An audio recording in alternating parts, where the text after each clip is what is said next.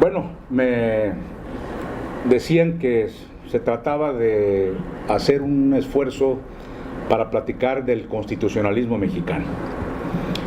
El constitucionalismo mexicano no es otra cosa más que la historia, el desarrollo a lo largo del devenir histórico de México, y aún antes de ser país independiente de España, ya teníamos los primeros elementos de lo que sería nuestro sistema constitucional y la evolución del mismo a lo largo de los años. Entonces, si me permiten, voy a hacer una pequeña intervención en tres partes, un breve repaso histórico muy rápido de toda nuestra historia constitucional hasta llegar a la Constitución vigente de 1917. Posteriormente, hablaríamos de la Constitución de 1917, de su vigencia actual, que es la Constitución que nos rige actualmente, independientemente de las modificaciones que haya surgido a lo largo de casi un siglo de vigencia de la misma, y posteriormente algunas reflexiones finales que me gustaría compartir con ustedes y sobre todo dejarlas como una tarea para reflexionar sobre el papel que juega el Estado mexicano, nuestro sistema federal, dentro del marco del sistema constitucional. Entonces, basado en este esquema de 3 puntos, empezaría platicando un poco el desarrollo de nuestra historia constitucional. Como ustedes saben, nosotros venimos desde 1521, en el que fuimos conquistados por los españoles. Se inicia el periodo de la Nueva España, periodo que dura alrededor de 300 años de dominación española, de colonia española, de vida jurídica de la Nueva España, bajo la monarquía española. En el año de 1812, como consecuencia de una serie de reformas en Europa, las reformas borbónicas, la influencia que tuvo precisamente el periodo de la Ilustración de los grandes pensadores franceses, que llevó al enciclopedismo, a las ideas de Juan Jacobo Rousseau, de Montesquieu, que empezaron con los grandes libros que influenciaron no únicamente al mundo europeo y al mundo jurídico europeo, sino a todo el mundo. Y obviamente esos libros y esas ideas y esos panfletos que se publicaban también llegaron a la Nueva España, donde una élite de los criollos ilustrados de la época accedieron precisamente a abrevar de estas nuevas ideas libertarias que generó el periodo de la Ilustración inmediatamente después de la Edad Media. En consecuencia, se otorga en España las Cortes Españolas en Cádiz en 1812, dan pie a la Constitución Española de 1812 de esa ciudad. En consecuencia, México participa, lo que era la Nueva España. Aquí en Tabasco, en la provincia de Tabasco, estuvo presente en las Cortes Españolas de 1812 de Cádiz José Eduardo de Cárdenas, que es quien lleva el nombre precisamente de esa ciudad, de ese municipio cardenense, que fue representante, diputado, por decirlo de alguna manera, de nuestra provincia en las Cortes de Cádiz. Ahí se hicieron grandes reformas importantes que fueron influenciadas también por el periodo de la Ilustración.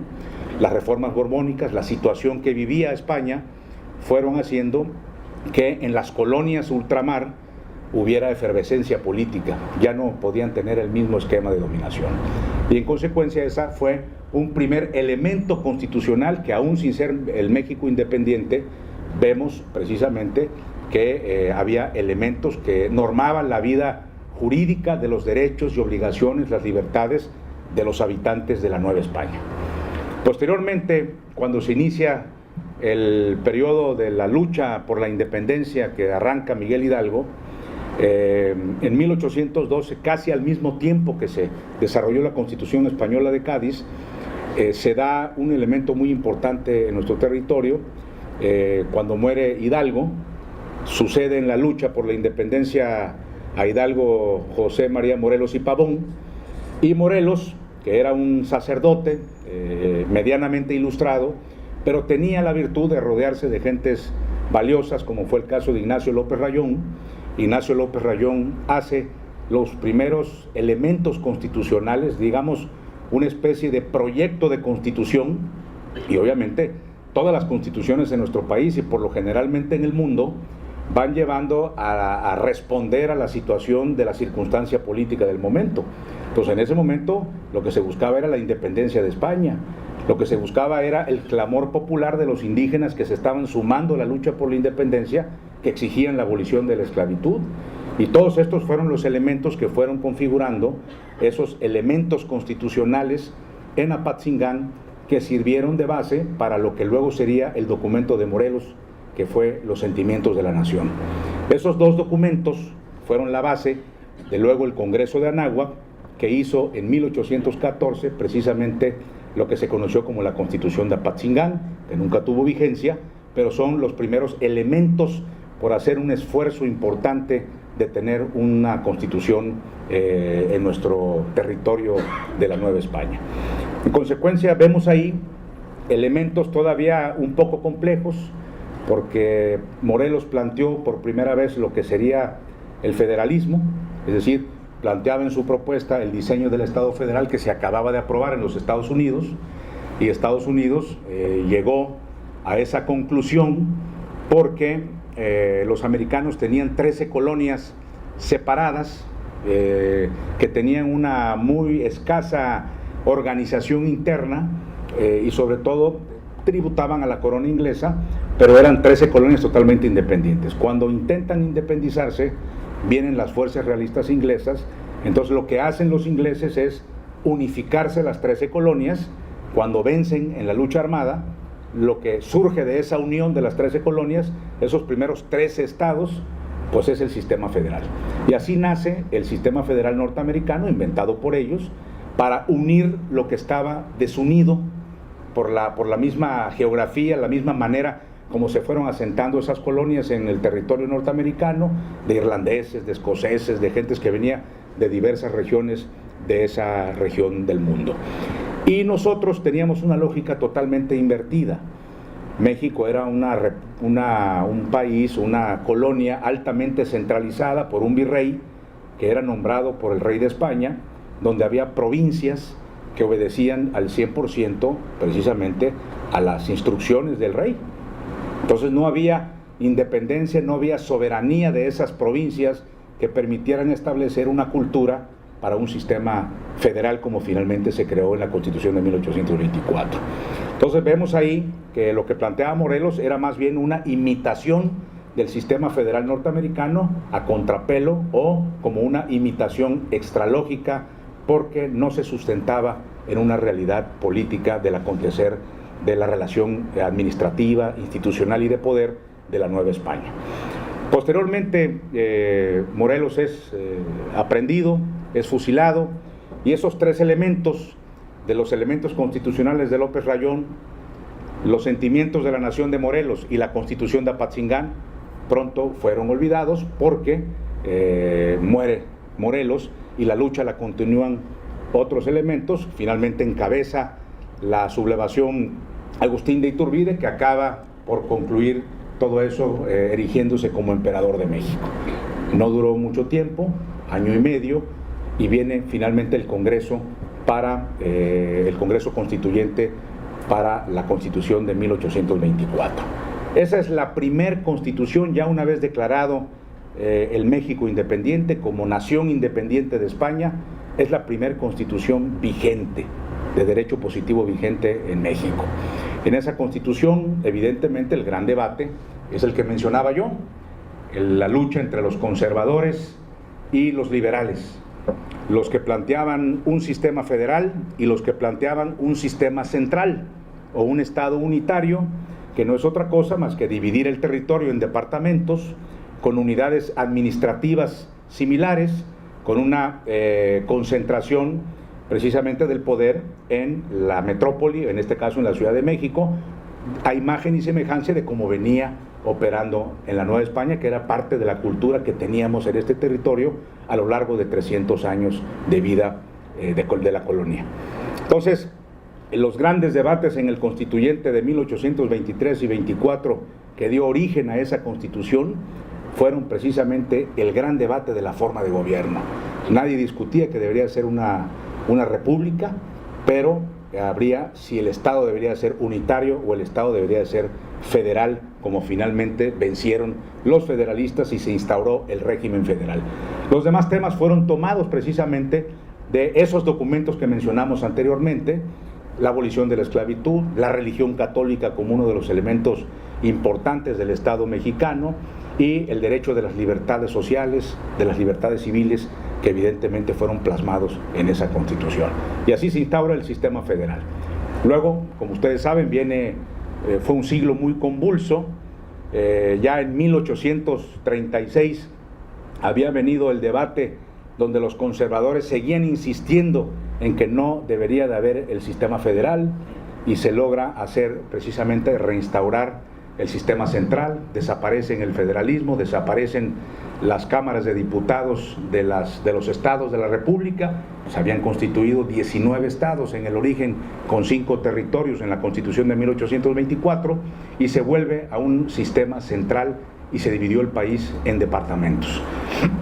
Todo esto fue como consecuencia del triunfo de los conservadores en el imaginario político del México independiente, que no se había arraigado, acendrado la idea fuertemente del sistema federal y de México como nación.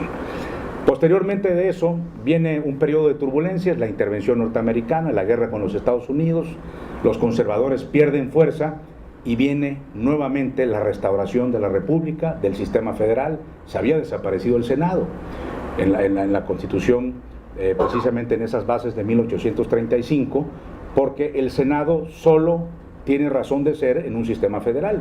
Los diputados representan a los distritos, a la población, y los senadores representan a los estados y a la relación precisamente que tienen las entidades federativas en el Pacto Federal. Acuérdense que en 1824 se firma el Acta Constitutiva de la Federación, donde se establecen precisamente cuál es la rectoría de la Constitución a nivel de las entidades y cuáles elementos quedan como reservados para las entidades federativas, que son dominio exclusivo. Y más adelante vamos a hablar de ese tema, de lo que ha venido sucediendo a lo largo de los años con el federalismo. Posteriormente viene ya la época de Juárez, el golpe de estado de Ignacio Comonfort, se impone el mundo liberal, el fuero de la iglesia, el clero católico había logrado tener grandes privilegios en el territorio, había precisamente una serie de turbulencias, y finalmente ocurre que los liberales se logran imponer. Se viene el debate constituyente de la Constitución de 1857, que es la segunda gran constitución de México, con las leyes de reforma, con el triunfo del liberalismo.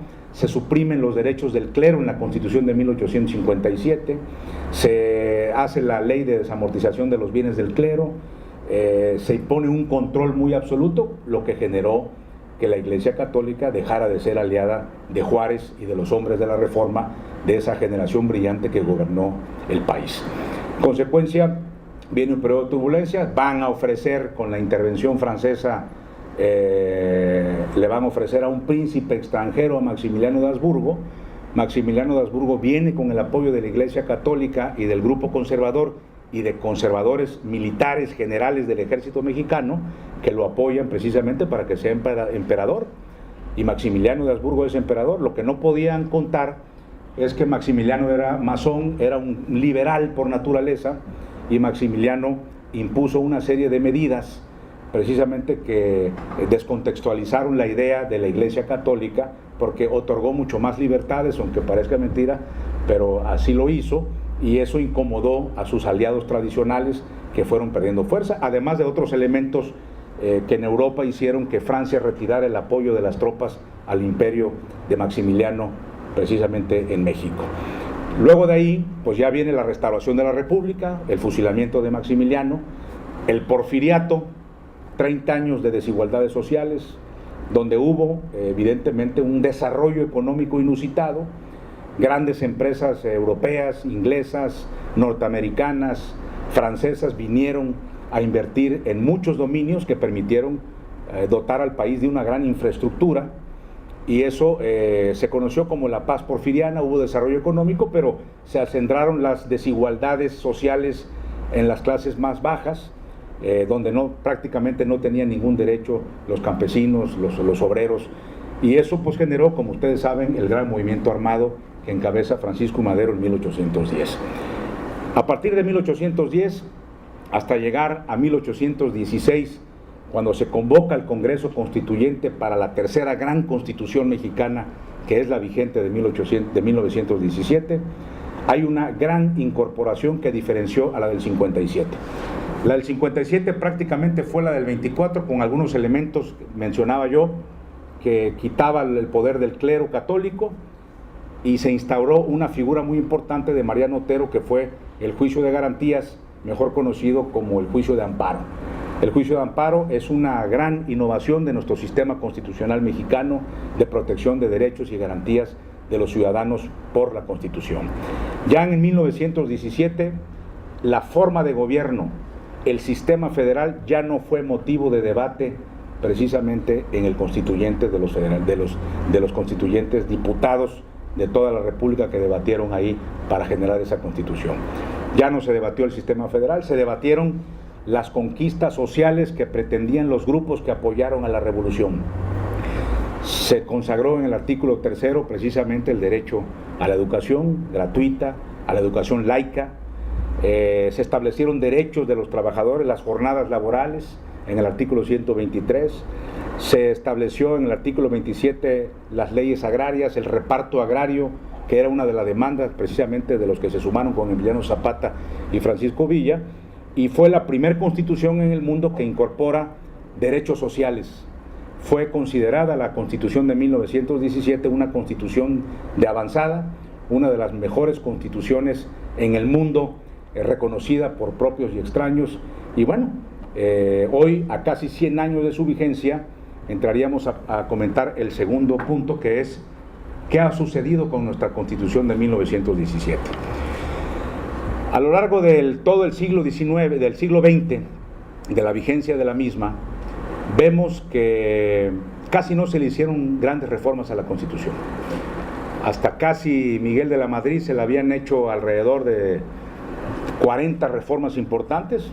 Creo que la más importante fue la que trastocó el tema, que luego se volvió a modificar, cuando Obregón modificó la Constitución para permitir la reelección, que había sido una de las banderas de la revolución de 1910. Y luego se volvió a modificar precisamente con el asesinato de Obregón por parte de gentes que supuestamente se identificaron como gentes del clero católico. En la época de Miguel de la Madrid se empieza a dar en el mundo una serie de cambios, como es la globalización económica, el libre mercado, y se constituyen bloques en el sureste asiático, en Europa, la Comunidad Económica Europea, y en México se establece con Estados Unidos y Canadá lo que fue precisamente el Tratado de Libre Comercio, mercados identificados geográficamente para tener potencialidades de creación de empleo y de venta de productos entre mercados específicos.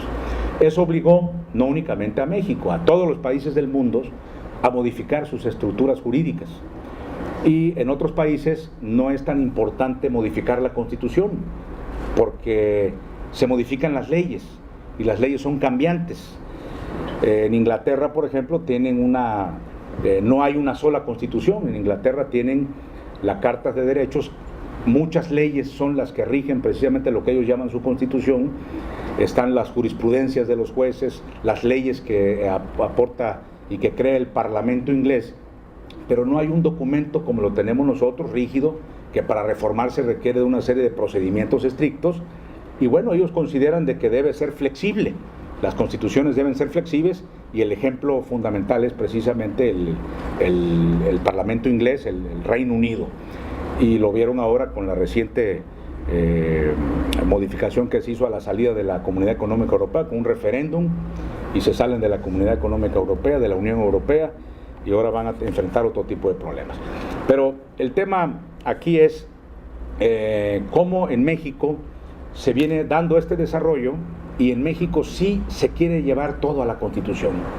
La desconfianza de la clase política, un mismo partido que gobernó prácticamente 80 años, fue haciendo que los actores políticos en el Congreso, en el Senado de la República y en la Cámara de Diputados, llegaran a la conclusión de que si las conquistas y los acuerdos quedaban en las leyes, con una simple mayoría podía ser modificada. Y la Constitución hay que reformarla por 2/3 partes, y hay que hacer participar a las legislaturas locales, a los estados de la República. En consecuencia, cualquier reforma electoral a la Constitución, cualquier reforma en materia de contencioso administrativo a la Constitución. Y de esa manera los actores políticos entendieron que esos pactos pues no son modificados a capricho o a contentillo de una mayoría coyuntural en una determinada circunstancia. Entonces hemos llevado a engrosar el texto constitucional al punto tal de hacerlo prácticamente inoperante. Es una Constitución muy obesa, que desarrolla aspectos procedimentales que cualquier otro país lo haría en leyes que así se pueden estar actualizando constantemente. Ya hoy me decía un abogado el otro día que no tiene ningún caso comprar una Constitución impresa, porque todos los días hacen reformas a la Constitución. Entonces más bien hay que ir al internet, porque ahí todos los días la estás bajando y tienes las actualizaciones, pero ya nadie tiene constituciones a la mano, porque esto ya se reformó, esto ya se cambió. Entonces ha habido un reformismo impresionante, que se le han hecho más de 700 reformas constitucionales en casi 100 años de vigencia de la Constitución de 1917. A partir de estos bloques económicos que comentaba yo, se trató de cambiarle la fisonomía a la Constitución originalmente diseñada en 1917. ¿Cuál era el carácter o la principal definición de esa Constitución del 17? Una Constitución que garantizaba derechos sociales, un estado de bienestar social. En 1986-87, cuando empieza esta serie de reformas para adaptar nuestro sistema jurídico al modelo neoliberal que buscaba imponerse en el mundo entero. Hoy en día todos los países han tenido que modificar sus estructuras jurídicas, llámese desde la Constitución o las leyes de comercio, del derecho internacional, las leyes de derecho de autor, de patentes y marcas, el derecho corporativo, en fin, el derecho administrativo en la relación con los particulares, precisamente para adaptarlo a un mundo cada vez más globalizado e interdependiente. Entonces ese es el tema que ha venido desde Miguel de la Madrid, Carlos Salinas de Gortari, Ernesto Zedillo, Vicente Fox, Felipe Calderón y Enrique Peña. No han dejado de hacer más que reformas que buscan precisamente dotar de todos estos instrumentos para adaptarlos a un mundo neoliberal. Sin embargo, también debemos decir que no solamente se ha modificado la Constitución en esos aspectos económicos. La Constitución también ha incorporado grandes derechos como los derechos humanos. Hoy nadie podría cuestionarle a la Constitución el aura de garante de los derechos humanos y de las libertades de los mexicanos. Es una Constitución reconocida a nivel mundial por eso. Desde la Constitución Federal ahora se regulan materias como el tema electoral, no únicamente en materia federal, sino también para las entidades federativas. Desde la Constitución Federal se han hecho reformas importantes que han buscado homologar el tema de la fiscalización superior en México. Es en la Constitución Federal donde está delimitado los principios rectores de la fiscalización superior, cómo se deben nombrar a estos fiscales de las entidades federativas, por cuánto tiempo y cuáles son los elementos que deben contener sus leyes en esa materia. Están las leyes que regulan los contenciosos administrativos, los tribunales de lo contencioso administrativo, y así podríamos hablar de muchísimos temas que antes eran dominio de la soberanía de los estados, porque acuérdense que en el sistema federal los estados son soberanos, tienen congresos locales para determinar y legislar en la materia particular que ellos consideren, mientras no esté considerado en la Constitución Federal. Se entiende como dominio reservado a las entidades federativas, y eso se ha venido perdiendo. Ya hoy en día casi todo se regula desde la Constitución Federal. Hay quien dice, esto atenta contra la lógica y la esencia misma del sistema federal, y es cierto, pero hay también quien dice que si no se hubiesen hecho todas estas reformas desde la Constitución para obligar a las entidades federativas a tener sistemas jurídicos homologados y de avanzada que respeten derechos humanos, que vayan acorde con los tratados internacionales que México ha firmado y que ha aprobado el Senado de la República, entonces habría grandes disparidades. Ustedes ven que hace algunos años todavía las leyes de transparencia eran disímbolas. Había estados muy avanzados, estados medianamente avanzados y otros que definitivamente estaban prácticamente en retroceso en esa materia.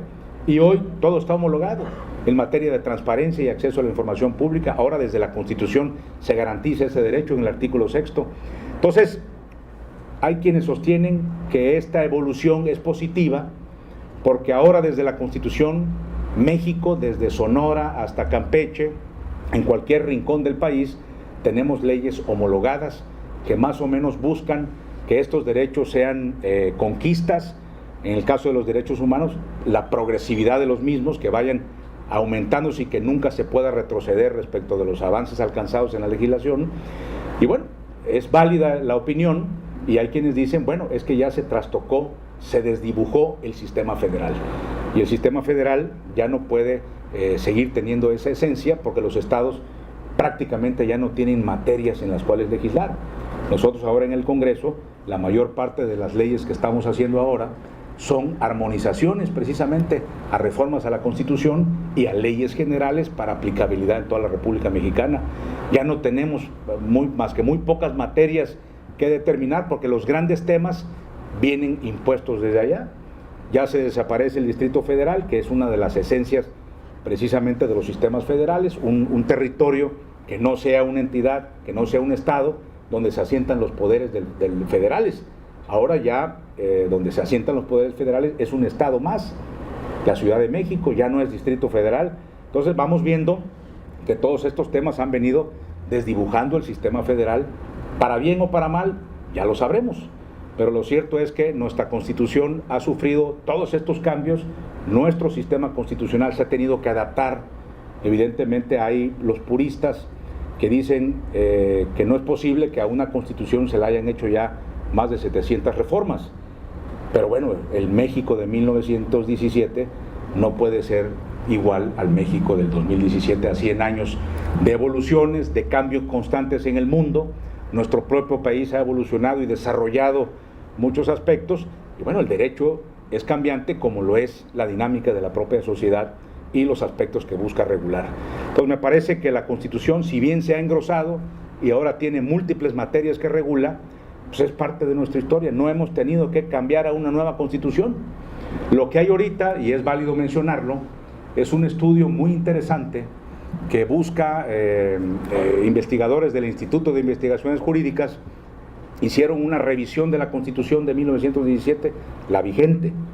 Están buscando reducir su tamaño sin modificar su esencia.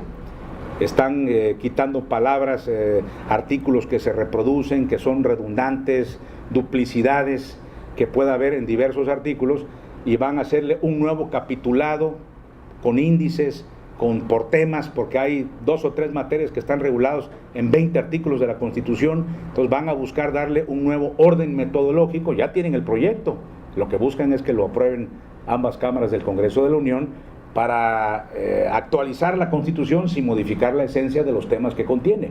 Entonces me parece un tema relevante porque le va a dar a la Constitución mayor agilidad para la comprensión de los estudiantes, de los abogados, de quienes tienen la necesidad de consultar este texto tan importante, donde están consagrados las garantías, las libertades de las luchas del pueblo de México, que están precisamente ahí plasmadas en el crisol de la Constitución de 1917 y sus reformas. Entonces, esto sería, digamos, a grosso modo, lo que sería la historia de nuestro breve repaso constitucional hasta llegar al día de hoy. Y la pregunta que yo quería dejar como especie de tarea de reflexión es esta del sistema federal.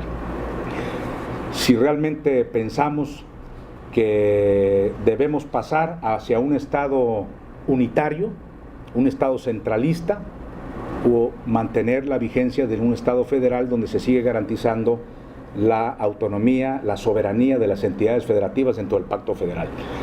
Y esto lo quiero decir por un tema muy importante que tiene que ver con la coordinación. Tradicionalmente los estados, y no estoy fijando posición respecto a este tema, simplemente lo quiero dejar como una reflexión para ustedes, estudiantes de Derecho y de las otras materias que llevan también un tronco común con Derecho. Por ejemplo, los estados unitarios, pues tienen unidades administrativas, no tienen estados, tienen departamentos. Entonces las políticas públicas, las leyes, los reglamentos se aplican por igual en toda la unidad del Estado Nacional. las mismas autoridades están en el pueblito más pequeño, como el mediano, como en la metrópolis. Entonces no hay confusión, todo el mundo comprende perfectamente lo que significa una prefectura de policía, porque están uniformados de la misma manera, tienen posibilidad de perseguir delincuentes a lo largo de todo el territorio, porque no hay una demarcación de territorios y de competencias como lo hay en el sistema federal. Nosotros aquí la policía no puede perseguir a un delincuente más allá del territorio del Estado, no lo puede aprender. Entonces hay que tener colaboración, y esa colaboración en la práctica a veces no se da. Entonces somos más ineficientes en la instrumentación de políticas públicas en un sistema federal que en un sistema central. Entonces la reflexión hoy en día es que en la práctica lo que han venido haciendo los actores políticos, los senadores, los diputados, al modificar todas estas leyes, el planteamiento de un mando único policial a nivel nacional no es otra cosa más que estamos buscando ya una especie de Estado central unitario regulado desde la propia Constitución, que se asume federalista. Entonces esa reflexión yo la quisiera dejar para que los estudiantes que les interesan estos temas pudieran entrar a su análisis sobre la pertinencia o no, porque esto va a ser motivo de debate nacional. Ya hay la idea de hacer una nueva constitución, como lo están haciendo ahorita en el Distrito Federal, un constituyente para repensar la Constitución, repensar el rol de México en el mundo y qué tipo de instrumento jurídico nuevo debemos tener para hacerle frente a las nuevas realidades y a los nuevos retos que nos impone la dinámica del mundo de hoy. Pues yo dejaría hasta aquí mi intervención y estaría atento a sus preguntas de todos ustedes. Muchas gracias.